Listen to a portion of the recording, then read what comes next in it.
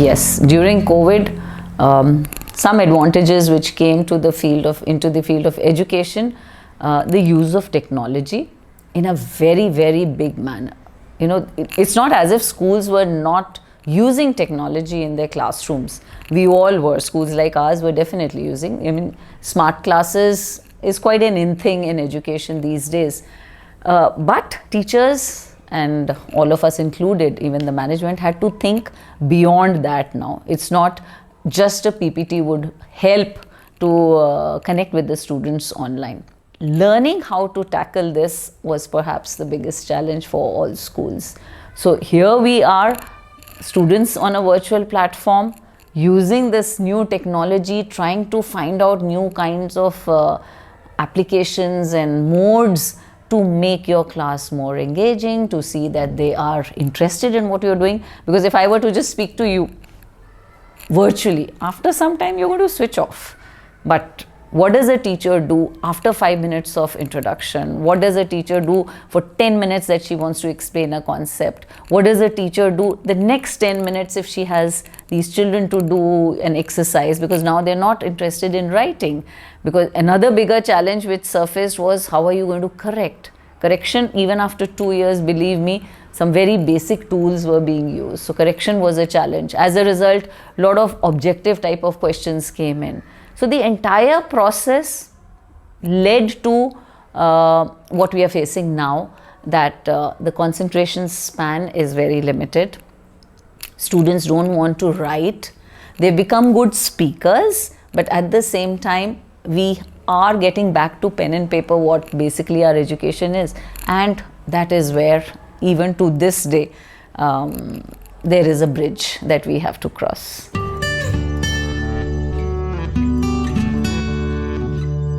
Times have changed, so have children.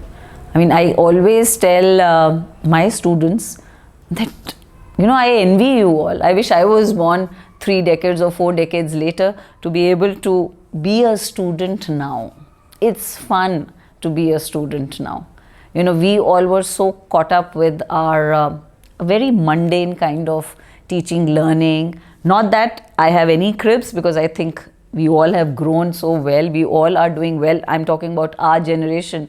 We all found a good place and taking the society forward. So yes, children are very smart. So obviously, if they are smart, teachers have to be smarter, and they have to keep abreast with their subject knowledge. You enter a class, even a middle school or even a primary child will be able to infer how well the teacher is prepared. Is the teacher engaging the students enough to make the class interesting? No one wants that very typical chalk and board kind of teaching. No one wants the teacher to just come and speak over there for half an hour. No, these kind of things are no longer working in classrooms. So you have to think of different methodologies, you have to think of different strategies, you have to keep engaging students. There have to be a lot of learning through doing, because ultimately that is what is something which is going to last.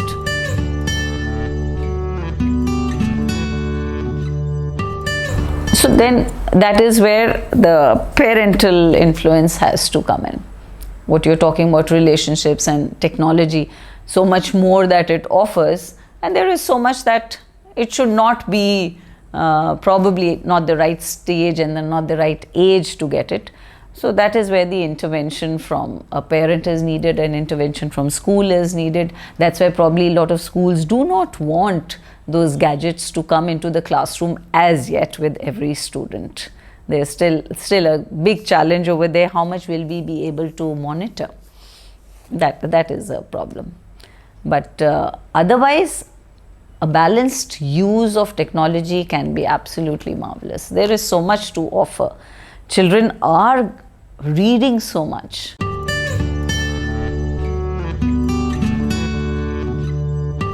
See, I feel there's a lot of competition. And especially a lot of them are that music and dance, which basically is art.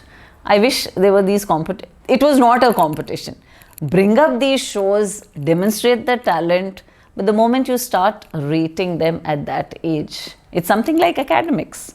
Why do you think over a period of time, whether it's the CBSE and other boards, we've got into the grading system rather than numbers. Though, of course, I know after all this, we've kind of changed those grades to say that A plus stands for again 90 to 100 and A stands for 80 to 90. But in some way, at least, a lot of parents got into this the rut that fine, there are no marks over here, and A plus would mean 91 and 99, so I'm okay even if my child is 91.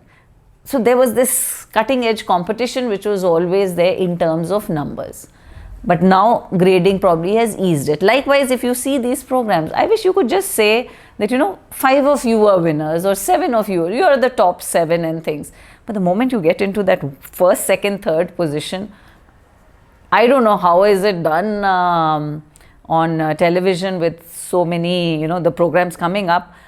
But I'm sure somewhere or the other, they are those pre-planned ones. If you ask me, a lot of these shows must be pre-planned, and that's how it goes forward. Some of them will make it big, others may not, and that's when reality would hit them.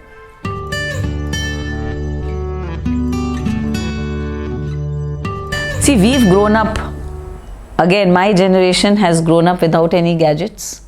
I think we got a television at home when I was doing my B.Ed. So you can imagine, I'm a child who's not seen television except at my grandmother's place when we used to go for summer vacation. So what did we do in the evening? We played. We played and played. So we were physically very active, and at the same time we were studying. We did our work. We were traveling long distances to go to our school also. I think the biggest lesson which probably I have learnt coming from an army background is to adapt yourself to changing circumstances. And don't we keep saying, that's a very common saying, right? The only thing which is constant is change. So change is going to happen again. Every new day is a different day. It's a change. So I think as teachers, as parents, it's very important for us to drill this into our students, drill it into our children, that be ready to adapt yourself. It could be something as simple as changing one section to the other. It could also be something as simple as a uniform change, a bus route change. These are simple things which happen every now and then in every school. And yet we find, people not really adaptable.